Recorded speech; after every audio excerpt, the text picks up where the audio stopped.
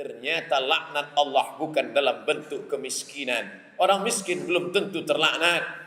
Laknat bukan dalam bentuk kesakitan. Orang sakit belum tentu dimurkai Allah. Ma asaba min musibatin, apa yang terjadi musibah, yang terjadi pada dirimu, yang terjadi di alam semesta, boleh jadi ada hikmah-hikmah di baliknya. Ma yusibul mu'min min nasabin wala wasabin wala saqamin wala syaukin yashtakuha. Penyakit, gundah gulana, susah hati, bahkan duri yang menusuk tapak kaki, belum tentu laknat. Tapi boleh jadi Allah ingin menghapuskan dosa-dosamu di masa yang lalu. Tapi yang kita khawatirkan adalah ketika tak ada rasa takut kepada Allah Subhanahu wa ta'ala, walau sedikit pun. Di mana sebenarnya rasa takut itu? Apakah di mata? Apakah di telinga? Apakah di otak? Apakah di kaki? Sesungguhnya rasa takut itu ada di dalam segumpal bagian dari tubuh. Ala fil jasadi mudghah. Ketahuilah, di dalam jasad itu ada segumpal, ada segenggam, ada sekepal. Idza salahat salahal jasadu kulluh. Kalau yang segumpal itu baik, maka seluruh tubuh ikut menjadi baik. Wa idza fasadat, kalau dia rusak, maka yang lain ikut menjadi rusak. Ala wahyal qalb, dia adalah hati. Laknat Allah pertama kali turun ke dalam hati. Khatamallahu ala qulubihim. Allah mengunci hatinya. Kalau sudah hati terkunci, maka dia akan menular ke telinga. Wa ala sam'ihim. Kalau sudah telinga tersumbat, maka dia akan menjalar ke mata. Wa ala absarihim ghishawah. Di mata mereka ada pembalut penutup sehingga telinga tak lagi berfungsi, sehingga mata tak lagi dapat mengambil pelajaran. Sempurnalah penderitaan.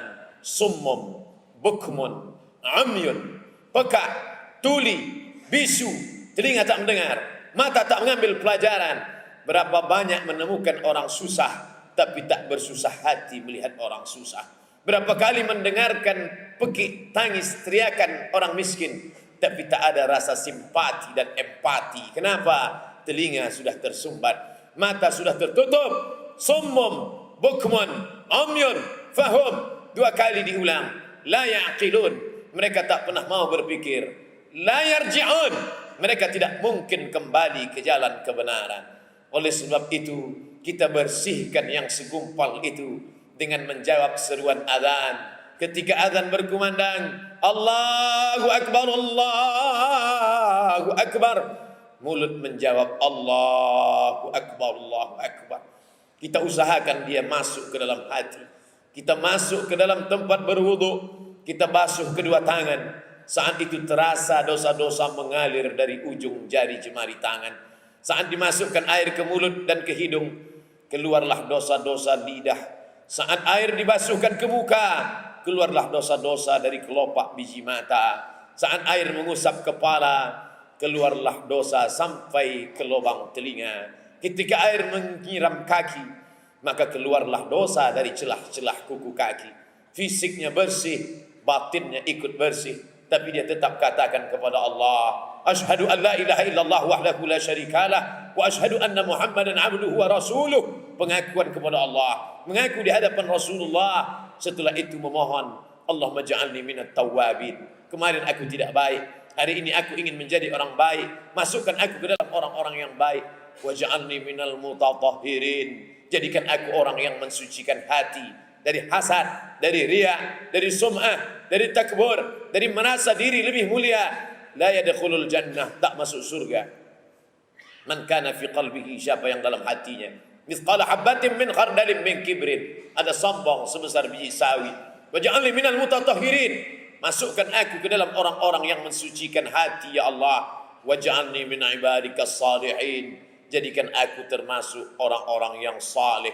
Bersimpuh sujudlah di hadapannya. Saat itu kau menjadi orang yang baik daripada hari kemarin. Walaupun di daerahmu kau termasuk orang yang miskin, walaupun di daerah lingkunganmu kau termasuk orang yang tak ada kuasa, tak ada jabatan apa-apa, tapi di hadapan Allah, ja'alnakum khalaqnakum min nafsin wahidah wa ja'alnakum syu'uban wa qabaila. Kami jadikan kamu bersuku-suku, berbangsa-bangsa. tapi yang paling mulia di hadapan Allah. Inna akramakum indallah. Yang paling mulia bukan yang paling tinggi jabatannya, yang paling mulia bukan yang paling banyak hartanya, yang paling mulia akramakum indallah atqakum, orang yang paling takut, orang yang paling ada rasa khawatir di dalam dirinya. Apakah aku termasuk hamba yang diridhai Allah Subhanahu wa taala, yang selalu terucap dari lidahnya, ilahi anta maqsudi, engkau yang ku maksud ya Allah, wa ridhaka matlubi, ridhamu yang ku cari ya Allah. Apapun yang kulakukan, apapun jabatan yang aku ada di dalamnya, maka sesungguhnya itu untuk mencari ridhamu ya Allah. Abu Bakr As-Siddiq radhiyallahu an, Umar ibn al-Khattab radhiyallahu an, Utsman ibn Affan radhiyallahu an, Ali bin Abi Thalib radhiyallahu an, Allah meridainya. Tapi kita hanya baru berkata tadi pagi, raditu billahi rabba, aku ridha Allah sebagai Rabbku, wa bil Islami dina, aku ridha Islam sebagai agamaku, wa bil Muhammadin wa bi Muhammadin nabiyyan wa rasula, aku ridha Muhammad sallallahu alaihi wasallam sebagai nabi, sebagai rasul, sebagai panutan, sebagai ikutan. Kita hanya baru dapat berkata, tapi status itu masih dalam genggaman qudrat dan iradat Allah Subhanahu wa taala.